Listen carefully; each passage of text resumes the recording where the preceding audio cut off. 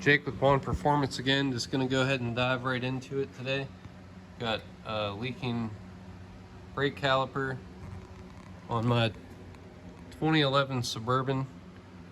So it appears it is the piston leaking because the line's dry and the bleeder is dry.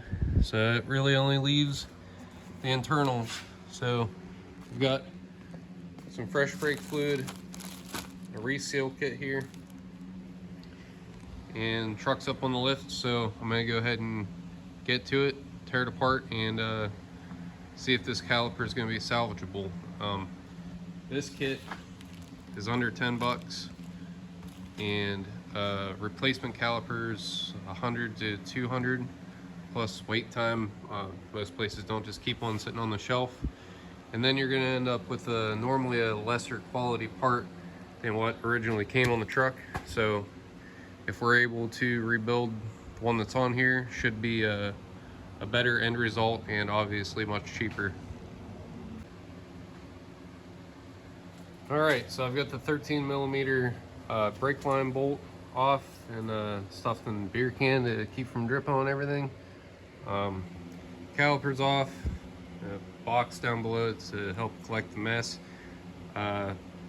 13mm caliper slider bolts, and the nuts on the sliders are 20mm, which is a super odd size.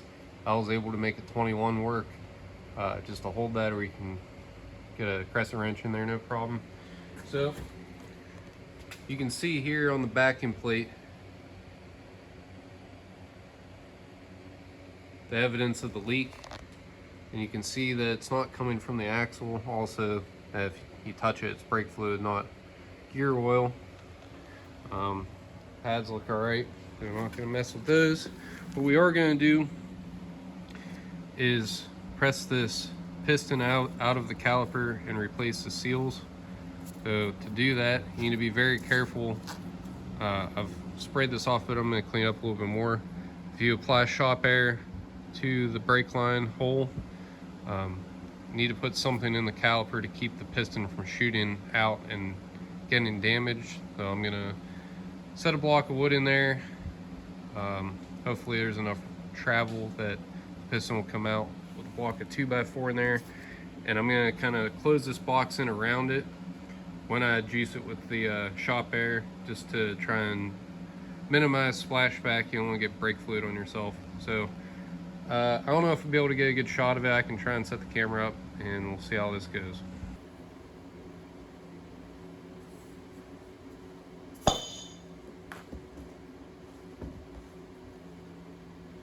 Alright, so I had a piece of bubble wrap on the caliper, paper towel around the air gun because I don't have the full rubber tip, and just popped the piston right on out of there.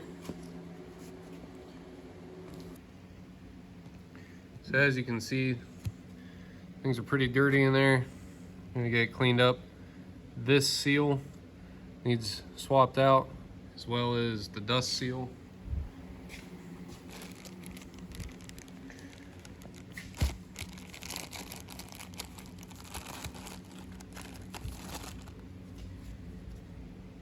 So I'm gonna grab some picks and get to work on that. All right, so I've got the old seals out, new sealing ring in, and the dust boot is in the groove on here.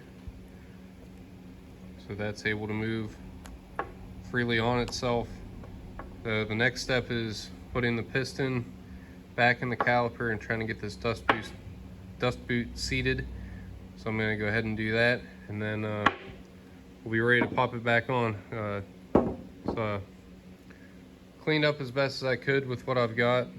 Obviously it'd be better to vapor blast it or something like that. But just clean it up with acetone and brake cleaner. Should be good enough. So yeah.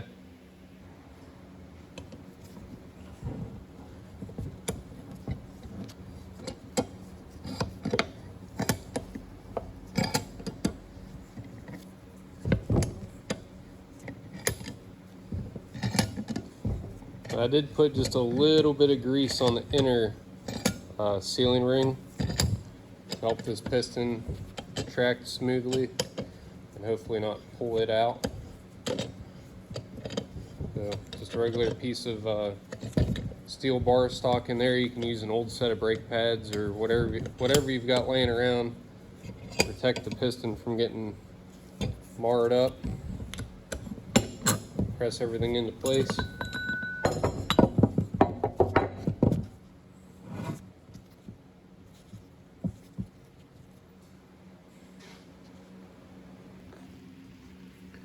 So there you have it. Cleaned and rebuilt, ready for reinstallation. After this goes back on, I'll be flushing all the old fluid out with some new fluid. Typically, you start to get corrosion from old fluid. Now I'll show you how dirty the fluid is in this thing. Obviously, I bought it used. I wasn't thinking about Suburbans in 2011, but I am today, and should have changed the fluid right when I bought it. Generally, brake fluid's good for about 3 to 5 years. Obviously, the harder you drive, the more prone to putting heat in it you will be, and when brake fluid gets hot, it absorbs water. It also kind of absorbs water with age. So you'll see how dark and nasty this fluid is compared to the nice clean fluid that will be going back in it. So I'm gonna pull all 4 wheels off and bleed out all that old fluid, swapping it for new, and then that should be a wrap.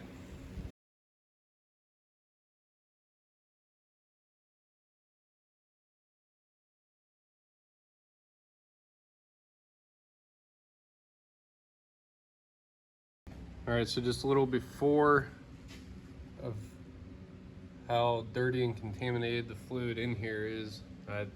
Like I said, I'm slacking. I should have swapped this fluid out a long time ago, but got fresh fluid going in now, so I'm going to start the bleeding process, working from the back to the front.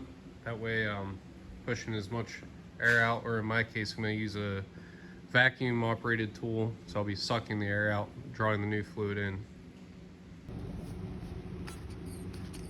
So Mighty Vac doing its thing, getting all the air bubbles out and drawing that new fluid in from the reservoir. So like I said, we're starting with the furthest out brakes and then going to work our way forward. So just to show you how dirty this fluid is, so when it absorbs water, that water allows corrosion to occur, which just, it gets worse as it goes, so they contribute to one another. So yeah, avoiding future brake problems, and that water also reduces the boiling point, so your risk of brake failure is higher with dirty fluid. So definitely don't skip this step.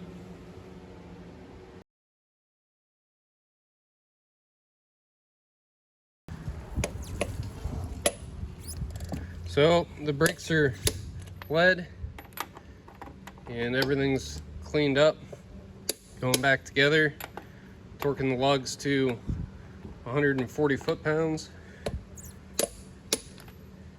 and that's about a wrap. I will say the brakes were kind of a pain to bleed. I've got a Mighty Vac vacuum bleeder tool, which I honestly wouldn't recommend. Had issues with leaks at the gauge. Did a temporary repair on it, but that thing's basically trash. So I ended up just having to bleed them the old-fashioned way with the help of my wife. So just keep that in mind. I don't really have a recommendation. I also have a Motive Pro pressure bleeder, and it's got some faults to it too. I just don't have the attachment to use it on a GM product, Volkswagen only.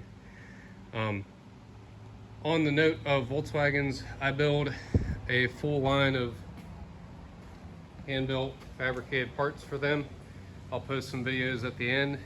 You watch everybody else's ads, why not mine? If this helped you out, please subscribe, comment,